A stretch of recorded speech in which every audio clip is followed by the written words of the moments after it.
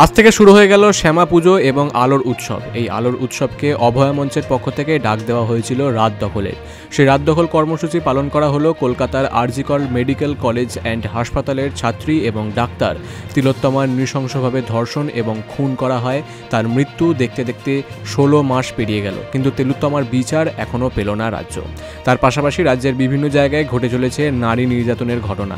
তারই প্রতিবাদে অভয়া মঞ্চের পক্ষ থেকে আলোর উৎসবের ডাক দেওয়া হয়েছিল। রাত জাগো রাজপথ দখল তারই অংশ হিসেবে পানিহাটি প্রতিবাদের উৎসব পক্ষ থেকে রাত 9টা থেকে রাত জাগো রাস্তা দখল কর্মসূচি পালন করা হয়। বিটি রোড ট্রাফিক মোড় পানিহাটি পৌরসভার সামনে এলসিডি বোর্ডে তিলোত্তমার মৃত্যুর পর থেকে যে আন্দোলন গড়ে তোলা হয়েছিল সারা রাজ্যব্যাপী, সেই আন্দোলনের ছবি দেখানো হয় এবং গানে কবিতায় কথায় মোমবাতি জ্বালিয়ে রাত জাগো রাস্তা দখল কর্মসূচি পালন করা হয়। ধনতেরাস ধনলক্ষ্মী। এই ধনতেরাসে আরণ্যক জুয়েলার্স নিয়ে এসেছে এক অনন্য সোনালী সুযোগ। অফার চলবে 15 অক্টোবর থেকে 25 অক্টোবর 2025 পর্যন্ত। সোনার গয়নায় ঝলমলে অফার। প্রতি গ্রাম সোনার গয়নার কেনাকাটায় পাচ্ছেন 525 টাকার ছাড়। হীরের গয়নার মজুরিতে থাকছে 100% ছাড়। পুরনো হলমার্ক সোনা এক্সচেঞ্জে পান 100% মূল্য ফেরত। তাছাড়াও প্রতিটি কেনাকাটায় থাকছে নিশ্চিত উপহার। প্রতিদিনের লাকি ড্রয়ে জিতে নিন নানা রকম হোম অ্যাপ্লায়েন্স, আর মেগা ড্রয়ে জিতে নিন তিনটি নতুন স্কুটি। আমাদের ঠিকানা Aranyak jewellers, Kamalchamuni, Agartala. Aranyak jewellers, DNV road, Dharmanagar. Aranyak jewellers, Subhash park, Khowai. তাই আর ভাবনা নয়, এই ধনতেরাসে ধনলক্ষ্মীর আগমনে নিজেকে করুন সোনার আলোয় উজ্জ্বল। চলে আসুন আরণ্যক জুয়েলার্সের আপনার নিকটবর্তী শাখায়।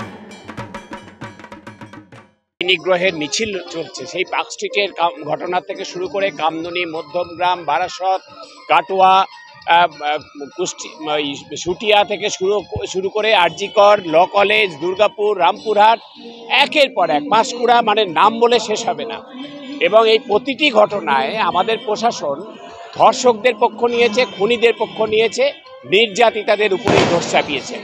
সর্বশেষ আপনারা জানেন আমাদের রাজ্যের মুখ্যমন্ত্রী তিনি বলেছেন, স্বীকার করে নিয়েছেন যে রাত্রে আমরা তোমার ধর্ষকদের হাত থেকে তোমাদের নিরাপত্তা দিতে অপারগ, তোমরা রাত্রে বেরোবে না, রাত্রে বেরোলে তোমরা ধর্ষিতা হবে, এটা তোমাদের ধরে নিতে হবে। তার কারণ ধর্ষকদের হচ্ছে যে আমরা আলাদা করে পুষি।